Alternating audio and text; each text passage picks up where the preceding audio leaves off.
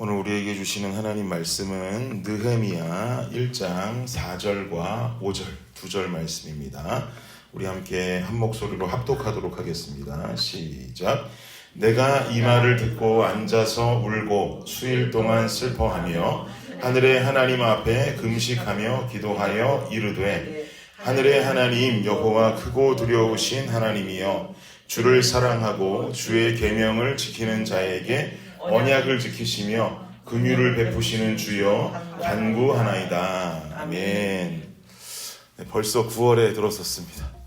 정말 엊그제 저는 송구영신 예배 우리 함께 드리고 성도님들 안수하면서 2024년도 시작했던 것 같은데 벌써 9월이라니까 좀 믿겨지지 않습니다. 그리고 또 프레시하임에서 우리 첫 예배 드리면서 시작했던 우리 블레싱 교회 개척 예배가 이미 우리가 한 달만 있으면 10월 8일이 되면 개척한 지 1년이 되는 날이 다가옵니다. 정말 너무 시간이 빠르다라는 생각이 듭니다. 생명의 삶도 9월에 들어서면서 데살로니가 전후서가 끝이 나고 느헤미야로 들어가게 되는데요. 오늘이 사실 느헤미야가 시작된 지 세 번째 날이어서 오늘 묵상 본문은 1장이 아닐 겁니다. 그런데 느헤미야의 시작을 봐야 우리가 앞으로 계속 함께 보게 될 느헤미야가 어떤 성서인지 한눈에 들어오게 될 것이기 때문에 본문을 1장 처음으로 골라왔습니다. 여러분 잘 아시는 것처럼 이스라엘이라는 나라는 솔로몬 정권 이후에 나라가 반으로 갈라지게 되죠. 남유다와 북이스라엘로 갈라지면서 솔로몬 그 뒤에 왕이 된 남유다의 르호보암과 또 북이스라엘은 여로보암이라는 왕이 세워지면서 이 두 나라가 분열되어진 상태로 각기 다른 정권으로 나라가 이어지게 됩니다.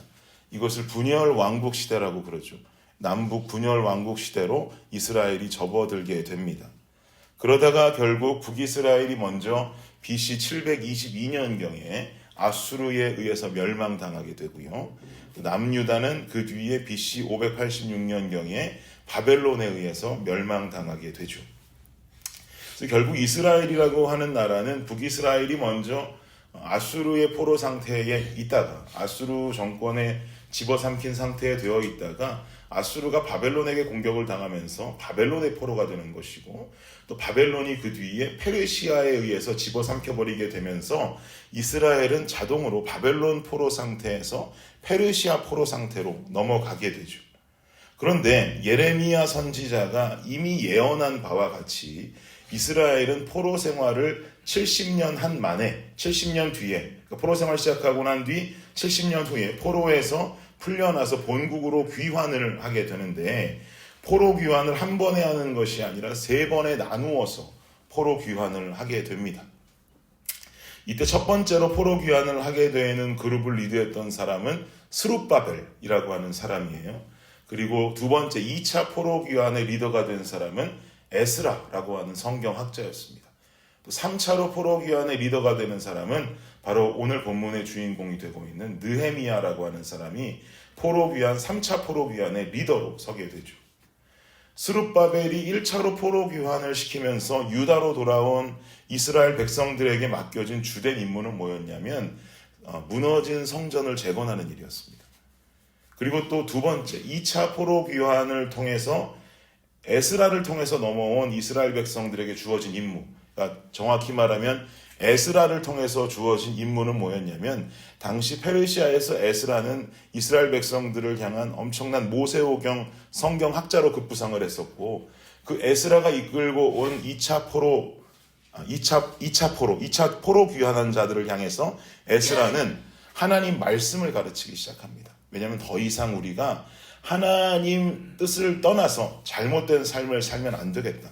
그러다가 우리 또다시 다른 나라에게 집어삼킴 당하게 되니 우리가 말씀 위에 올바로 서는 삶을 살아야 된다라는 마음을 가지고 에스라가 이 유다 백성들을 향해서 올바른 말씀을 가르치기 시작합니다.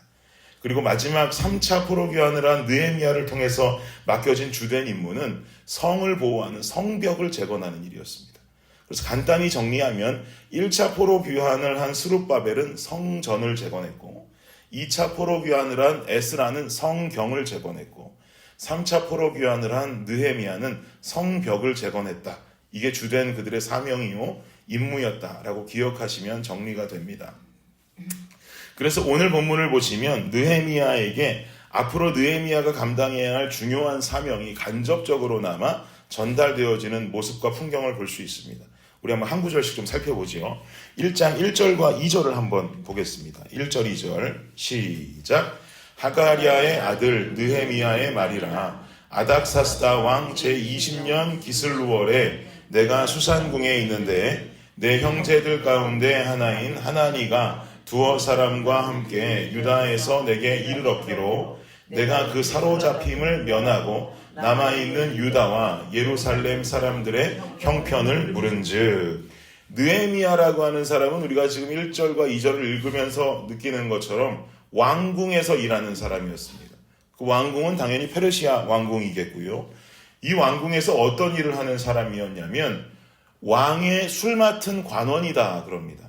술 맡은 관원이다라는 것은요, 왕이 마시는 술을 관리하는 사람으로서 이 안에 독을 타서 왕을 해할 수도 있는 위치에 있는 자이기 때문에 아무나 이 자리에 올라갈 수가 없었습니다.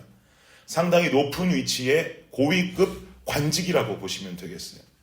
그러니까 이 느헤미야라고 하는 사람은 출신이 유대인인데 유대인이었던 자가 포로 상태에 있는 자인데 그 사람이 페르시아에 살면서 이렇게 높은 위치에 고위급 관직까지 올라갈 수 있었다고 하는 것은 그가 굉장히 노력하면서 살아왔던 인물이고 또 그의 재능이 뛰어난 인물이었다라는 것을 우리는 짐작하고 알 수가 있는 것이죠. 그래서 그의 삶은 어느 것 하나 부족함이 없었습니다. 풍요롭고 부유한 삶을 살았고 주변으로부터 많은 존경을 받을 수 있는 명예로운 위치에 있는 삶이었습니다.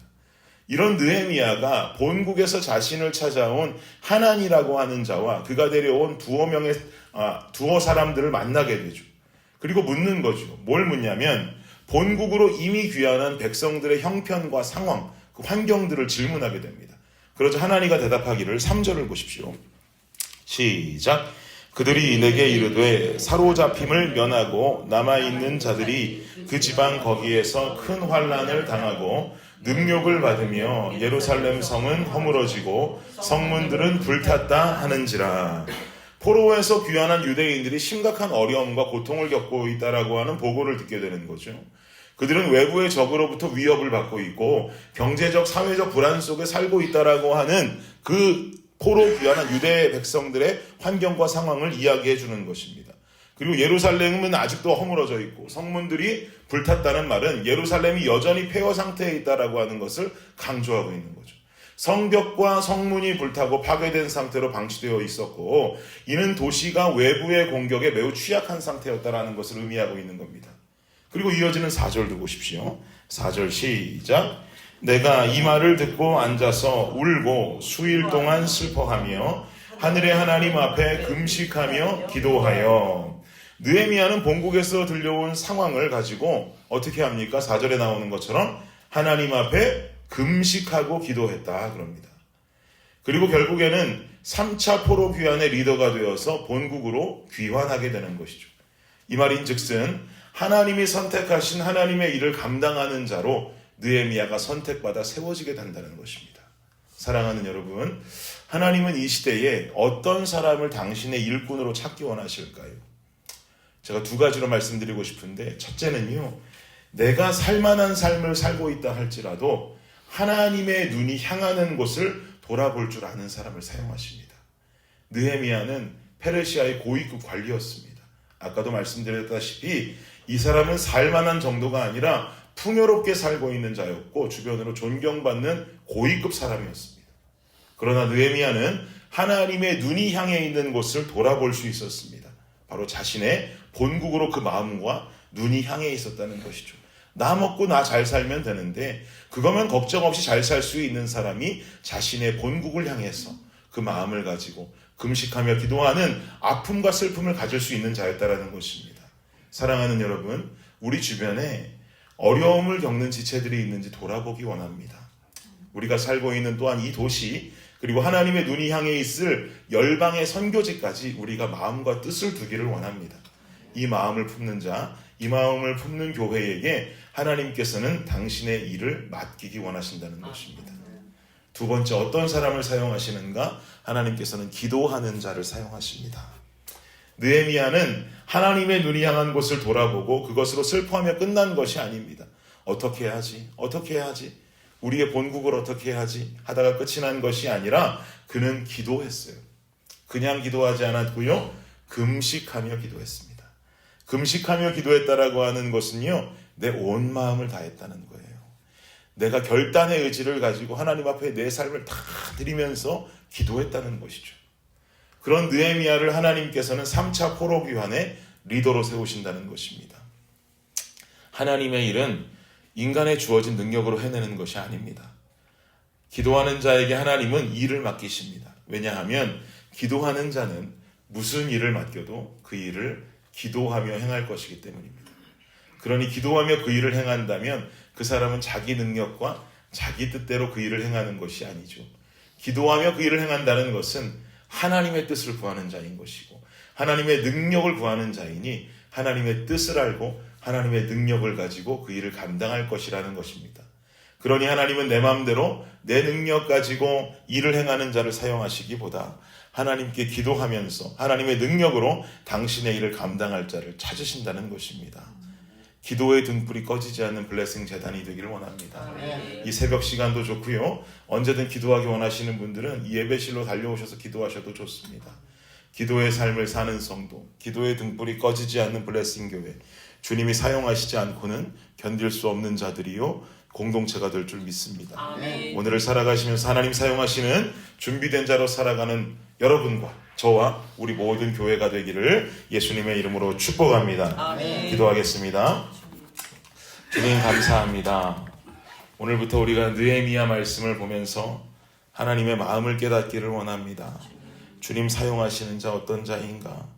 우리가 그저 우리 인생 먹고 살만하다고 우리가 풍요롭게 살 수 있다고 내 삶에만 눈이 머물러 있다면 그 사람 주님 사용할 자격이 없습니다. 주님의 나라와 도시와 또한 가까운 주변을 돌아보는 우리가 되게 하여 주옵소서. 또한 기도하는 자, 기도하는 공동체, 기도의 등불이 꺼지지 않는 이 재단이 되기를 주님 간절히 원합니다. 그리하여서 주님 기도하며 하나님의 뜻을 알고 하나님의 능력대로 행할 수 있는 우리 각자와 우리 블레싱 교회가 될 수 있게 하여 주시옵소서.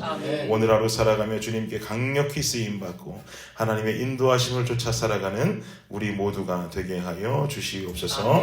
감사합니다. 이 모든 말씀 예수 그리스도의 이름으로 기도드립니다. 아멘.